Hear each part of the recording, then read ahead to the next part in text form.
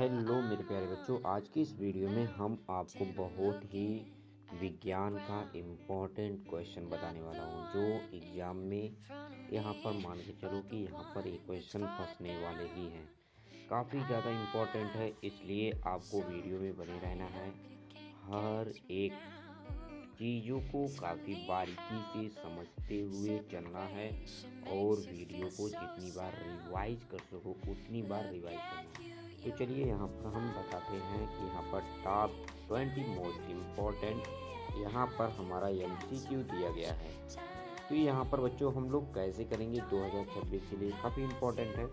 यहाँ पर पूछा जा रहा है प्रकाश का अपवर्तन किस कारण होता है। तो यहाँ पर देखो, जब परावर्तन होगा तो यहाँ से यहाँ तक जब किरण जा रही है अचानक मुड़ जा रही है, यहाँ से अचानक क्या करती है मुड़ जाती है, तो इसका मतलब यहाँ पर क्या हो रहा है, यहाँ पर चाल जो है बदल जा रही है, स्लो हो जा रही है, कम हो जा रही है। कम हो जाने के कारण अपना मार्ग क्या होता है, प्रकाश बदल देता है। ठीक है, अपने मार्ग से विचलित हो जाता है जब इस तरह से प्रवेश करता है। तो यहाँ पर पहला कारण हमारा क्या होगा बच्चों, सही होगा, प्रकाश की चाल बदलने से प्रकाश का अपवर्तन होता है। अब यहीं पर देखेंगे, ये हमारा बोला जा रहा है कि मानव आँख में पुतली का कार्य क्या है। तो मानव आँख में पुतली का कार्य जो होता है कि हमारे प्रकाश को क्या करता है, नियंत्रित करता है। नियंत्रित करना, पुतली का काम है कि हमारा जो इमेज बन रहा है उसी अच्छे से नियंत्रित करो। ठीक है, अब यहाँ पर आँख की पुतली का काम यही होता है, आपने यहाँ पर समझ लिया। अब यहाँ पर देखिए, विद्युत धारा का SI मात्रक क्या होता है। हमने कई बार बताया है, विद्युत धारा का SI मात्रक जो होता है एम्पियर होता है, एम्पियर होता है। अब यहाँ पर बच्चों याद रखिएगा एम्पियर। और यहाँ पर दे दिया गया है ओम का नियम किससे संबंधित है। ओम का नियम किससे संबंधित है, तो यहाँ पर ओम का नियम बताओगे धारा, विभवांतर और प्रतिरोध से क्या है, संबंधित है। कोई भी होगा बहुत अच्छे तरीके से आंसर दे देगा। तो यहाँ पर बच्चों देखिए, आपके अंदर वो क्या होना चाहिए, जागरूकता होनी चाहिए। वो चीज़ें कितनी अच्छे से कर ले रहा हूँ, कितना फटाफट मैं अपने नंबर को गेन कर रहा हूँ, ये डिपेंड करता है। विद्युत ऊर्जा की SI मात्रक, अब यहाँ पर ऊर्जा की बात आ रही है, तो SI मात्रक विद्युत ऊर्जा, ऊर्जा मतलब जूल में यहाँ पर हमारा व्यय होता है।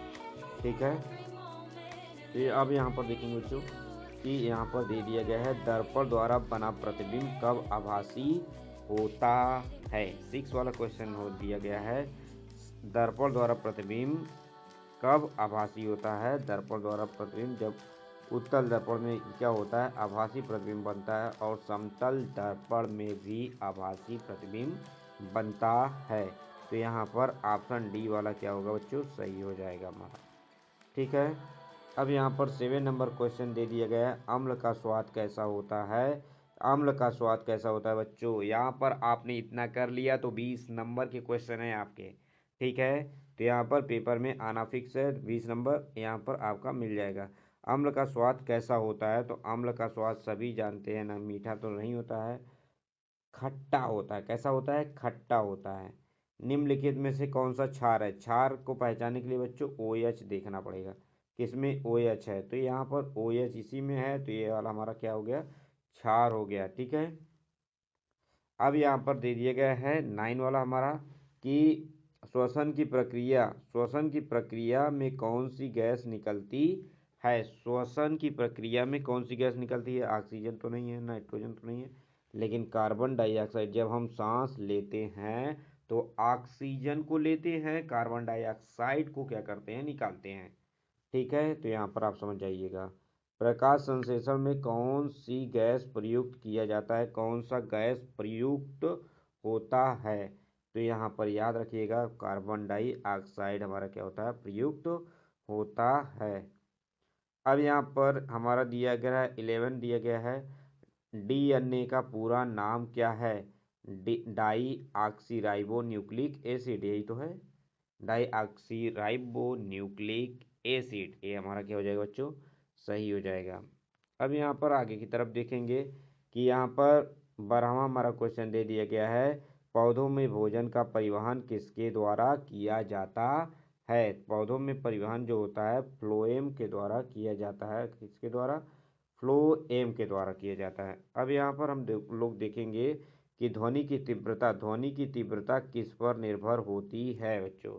तो यहाँ पर ध्वनि की तीव्रता आप बताओगे किस पर क्या होती है, निर्भर होती है। तो तीव्रता हमेशा याद रखिए कि आयाम पर, किस पर? आयाम पर निर्भर करती है। ठीक है, तो यहाँ पर आयाम क्या है उसका। अब यहाँ पर देखिए 14 वाला क्वेश्चन, ध्वनि तरंगे किस माध्यम में नहीं चलती है। ध्वनि तरंगे जो होती हैं किस माध्यम में नहीं चलती हैं? निर्वात में। क्या होती है? हमें अगर कोई भी चीज़ निर्वात हो तो वहाँ पर ध्वनि प्रवेश करेगा ही नहीं और वहाँ पर पता ही नहीं चलेगा, क्योंकि कण होंगे नहीं। कण जब टकराते हैं तो हमारी कान तक जब पहुँचता है वेव बनकर पहुँचता है। क्या बनकर? वेव, इस तरह से। ठीक है, तो यहाँ पर वेव बनेगा ही नहीं जब निर्वात है, कोई कण टकराएगा नहीं, तो यहाँ पर वेव नहीं बनेगा।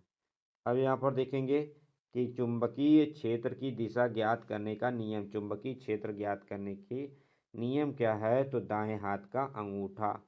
अगर आप चुंबकीय क्षेत्र की दिशा ज्ञात करने का नियम ज्ञात कर रहे हैं तो दाएं हाथ का अंगूठा।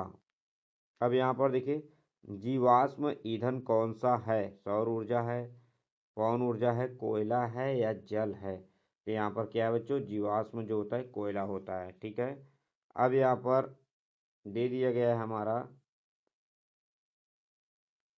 हरित गृह प्रभाव का मुख्य कारण क्या होगा। Oxygen, nitrogen, carbon dioxide, hydrogen, इनमें से कौन होगा बच्चों?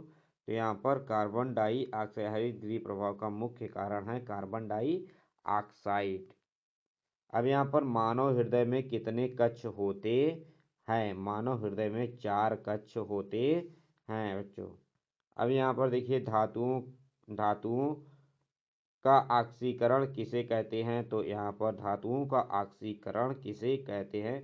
19वां हमारा है, तो यहाँ पर ऑक्सीजन का जो मिलना होता है हम उसे ऑक्सीकरण कहते हैं। ठीक है, ऑक्सीकरण कहते हैं। अब यहाँ पर हमारा दे दिया गया है बच्चों लास्ट वाला, यहाँ पर दिया गया है निम्न में से कौन सा नवीकरणीय ऊर्जा स्रोत है। नवीकरणीय ऊर्जा स्रोत है, तो यहाँ पर 20 का हमारा हो जाएगा। यहाँ पर नवीकरणीय जो है सौर ऊर्जा यहाँ पर स्रोत है। अब यहाँ पर बच्चों आपको एक चीज़ और दिखाऊंगा जो आपके लिए काफ़ी मज़ेदार होगा। यहाँ पर देख लीजिए, हमने यहाँ पर नोट्स काफ़ी अच्छे से तैयार किया है, जिसका आपको अगर नोट्स चाहिए तो यहाँ पर कमेंट करिएगा। कमेंट आप करेंगे तो यहाँ पर सभी का नोट्स आपको मिल जाएगा। ठीक है बच्चों, यहाँ पर अगर वीडियो अच्छा लगा हो तो प्लीज़ लाइक करिएगा, चैनल को सब्सक्राइब करना मत भूलिएगा। Thank you for watching.